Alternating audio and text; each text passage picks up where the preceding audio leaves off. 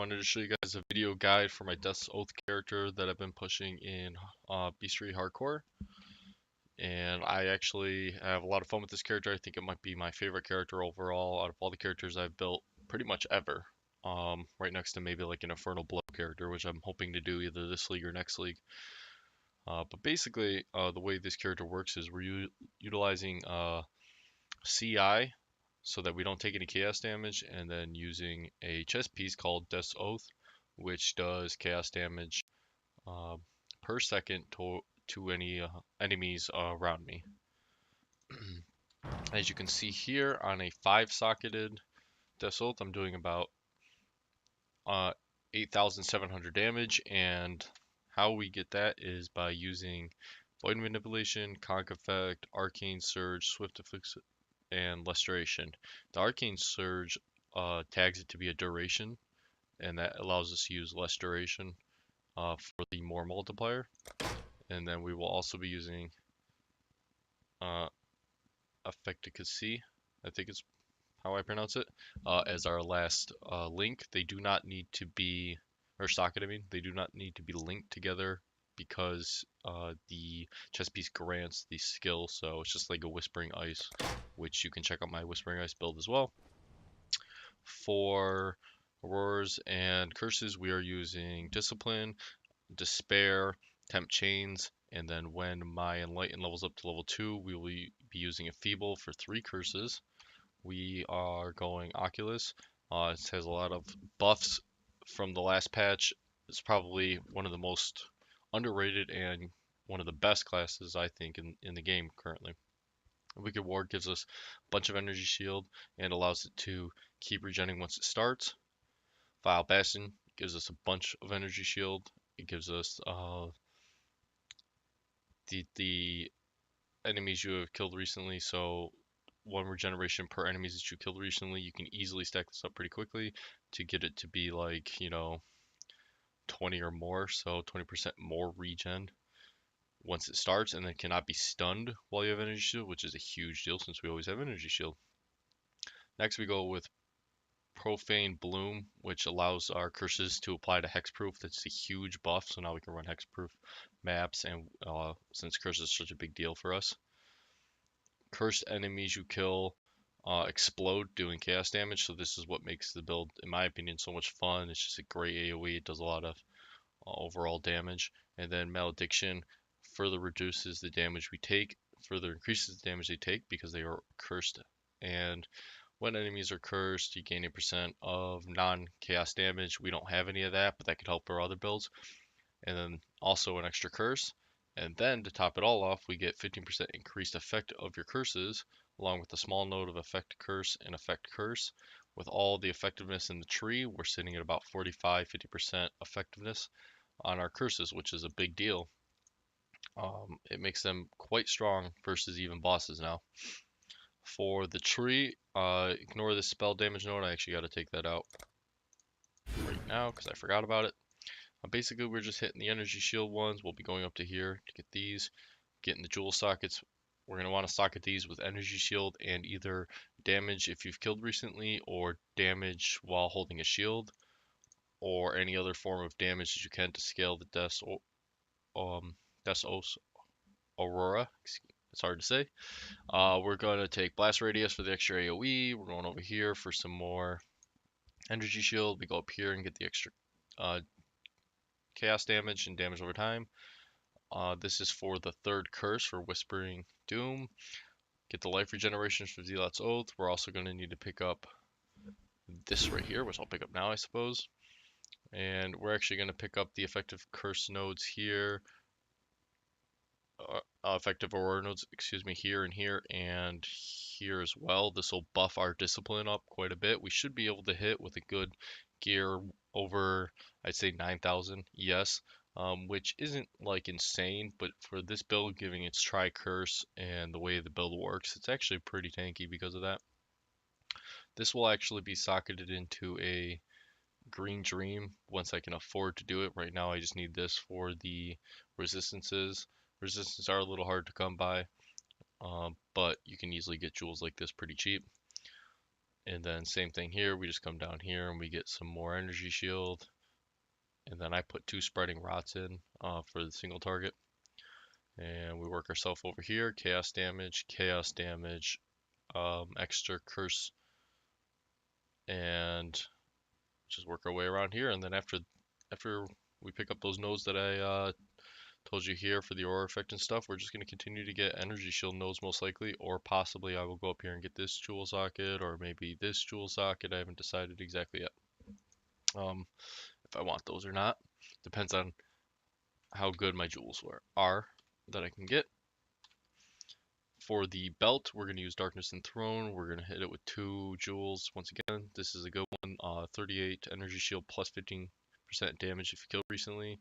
These are going to be expensive. Same thing here. 27% energy shield, 15 if you kill recently. Once again, they're going to be expensive, but they're worth it. We use Syntrack boots. 180 ES on these bad boys plus some int. You're probably not going to find anything better than that as far as the boot slot goes for the price range.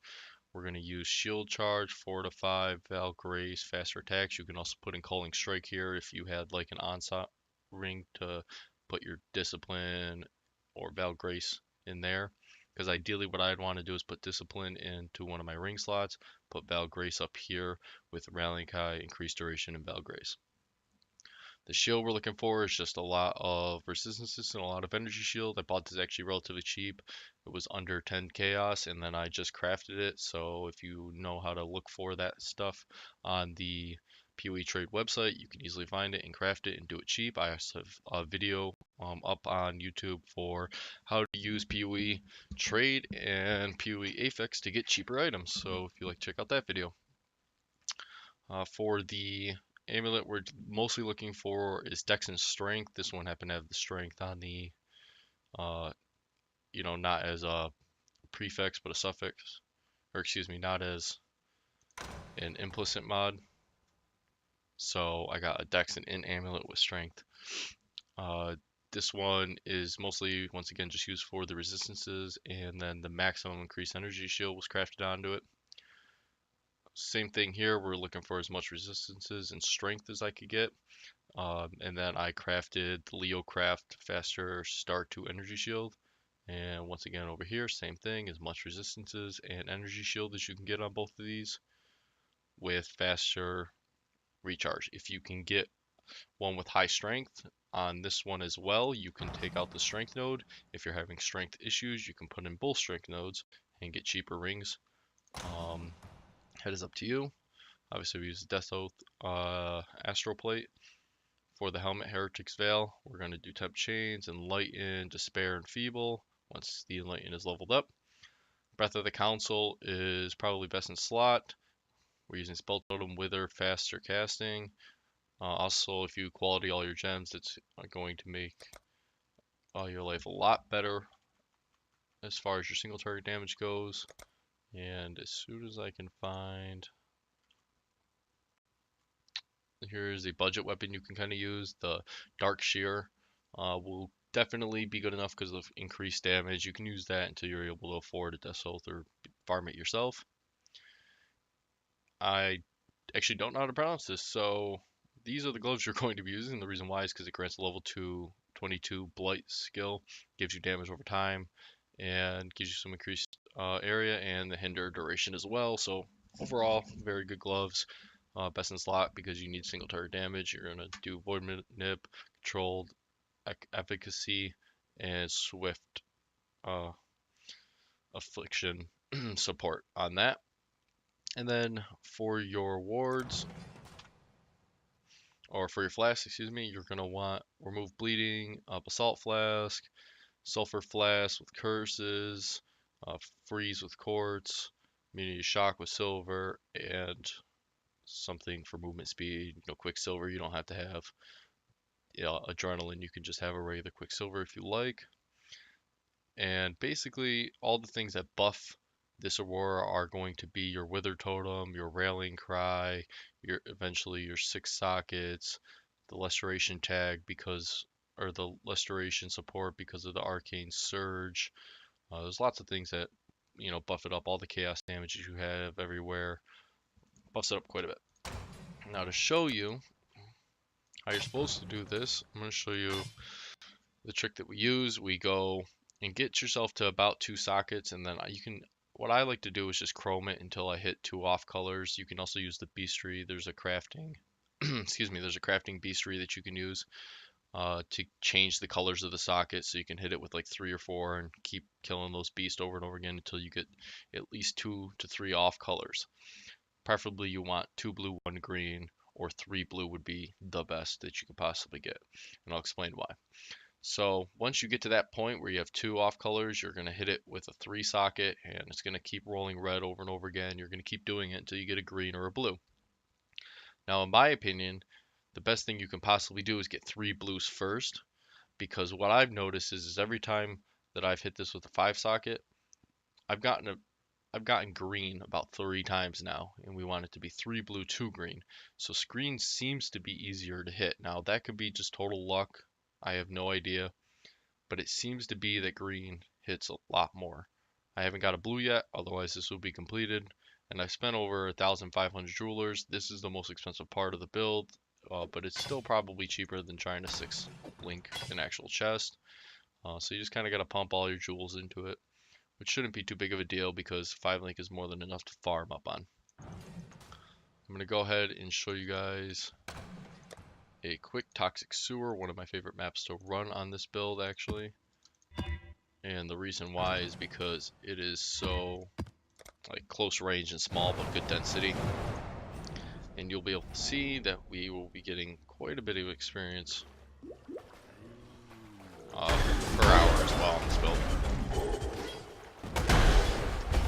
This is why this build is so fun to me. Everything just kind of blows up. I just run in, go next to stuff, and it dies. Anything that's a little tankier, I hit it with my blight skill, and once again, it just dies. So.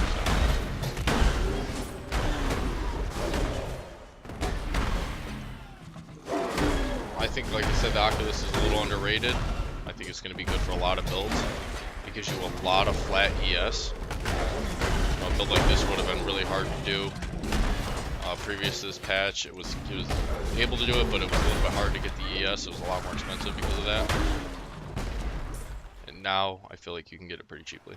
The other reason why I like this one is because this boss is chaos damage.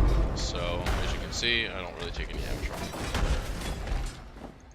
it. And with all of your flask up plus your curses, not much really hurts you. Nothing really actually hits you because of your curses. Chain makes them so slow. I think the quality on the curses is extremely important on this build. Makes them slower, makes them weaker. So, those are one of the first things I would actually quality up, is despair and probably chains. Grabbing items is hard in this game. There we go. And you can see as far as beastry goes, not that bad. Stack them up, and then they just kind of fall over, throw a net on them, and you're done.